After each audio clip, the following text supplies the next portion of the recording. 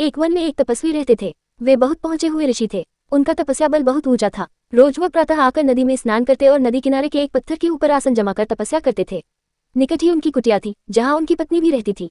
एक दिन एक विचित्र घटना घटी। अपनी तपस्या समाप्त करने के बाद ईश्वर को प्रणाम करके उन्होंने अपने हाथ खोले ही थे कि उनके हाथों में एक नन्ही सी चुहिया आ गिरी। वास्तव में आकाश में एक चील पंजों में उस चुहिया को दबाए उड़ी जा रही थी और संयोगवश चुहिया पंजों से छुटकर गिर पड़ी थी।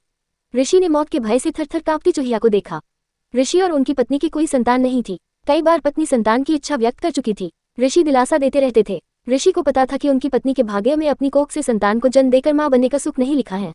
किस्मत का लिखा तो बदला नहीं जा सकता, परंतु अपने मुंह से ये सच्चाई बताकर वे पत्नी का दिल नहीं दुखाना चाहते थे।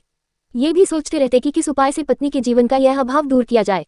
ऋषि को नन्ही चुहिया पर दया आ गई। उन्होंने अपनी आंखें बंद कर एक मंत्र पढ़ा और अपनी तपस्या की शक्ति से चुहिया को मानव बच्ची बना दिया। वह उस बच्ची को हाथों में उठाए घर पहुंचे और अपनी पत्नी से बोले, सुभागे, तुम सदा संतान की कामना किया करती थी।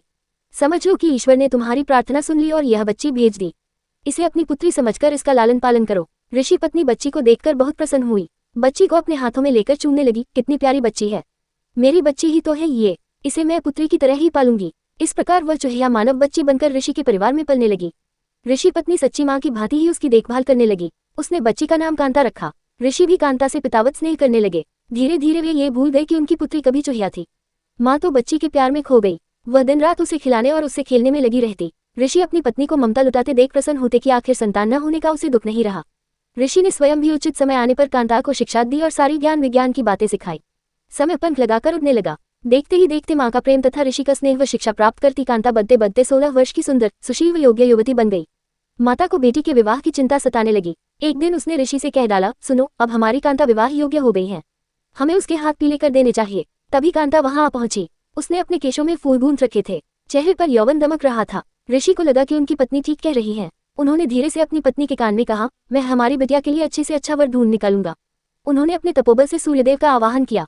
सूर्य ऋषि के सामने प्रकट हुए और बोले, प्रणाम मुनिश्री, कहिए आपने मुझे क्यों स्मरण किया, क्या आज्ञा है। ऋषि ने कांता की ओर इशारा करके कहा, यह मेरी बेटी है, सर्वगुण सुशील है, मैं चाहता हूँ कि तुम इससे विवाह कर लो। तभी कांता बोली, तात, ये बहुत गर्म है, मेरी तो आंखें चुंधिया रही हैं, मैं इनसे विवाह कैसे करूं, न कभी इनके निकट जा पाऊंगी न देख पाऊंगी। ऋषि ने कांता की पीठ थपथपाई और बोले, ठीक है, दूसरे और श्रेष्ठ वर देखते हैं। सूर्यदेव बोले, ऋषिवर, बादल मुझसे श्रेष्ठ है, वह मुझे भी ढक लेता है, उससे बात कीजिए। ऋषि के बुलाने पर बादल गरजते लरजते और बिजलियां चमकाते प्रकट हुए।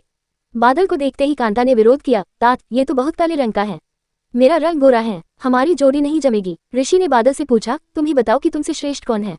बादल ने उत्तर दिया, पवन, वह मुझे भी उड़ाकर ले जाता है, मैं तो उसी के इशारे पर चलता रहता हूँ। ऋषि ने पवन का आवाहन किया। पवन देव प्रकट हुए तो ऋषि ने कांता से ही पूछा, पुत्री, तुम्हें यह वर पसंद है।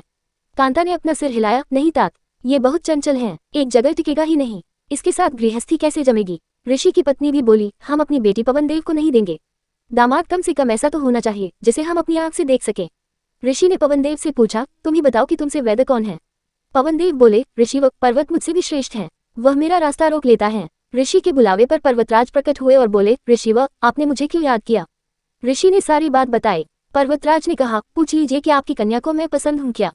कांता बोली, ओह, ये तो पत्थर ही पत्थर है, इसका दिल भी पत्थर का होगा। ऋषि ने पर्वतराज से उससे भी श्रेष्ठ वर बताने को कहा तो पर्वतराज बोले, चूहा मुझसे भी श्रेष्ठ है, वह मुझे भी छेद कर बिल बनाकर उसमें रहता है। पर्वतराज के ऐसा कहते ही एक चूहा उनके कानों से निकलकर सामने आ कूदा। चूहे को देखते ही कांता खुशी से उछल पड़ी, तात, तात, मुझे ये चूहा बहुत पसंद है, मेरा विवाह इसी से कर दीजिए, मुझे इसके कान और पूंछ बहुत प्यारे लग रहे हैं, मुझे यही वर चाहिए। ऋषि ने मंत्र बल से एक चूहिया को तो मानवी बना दिया, पर उसका दिल तो चूहिया का ही रहा।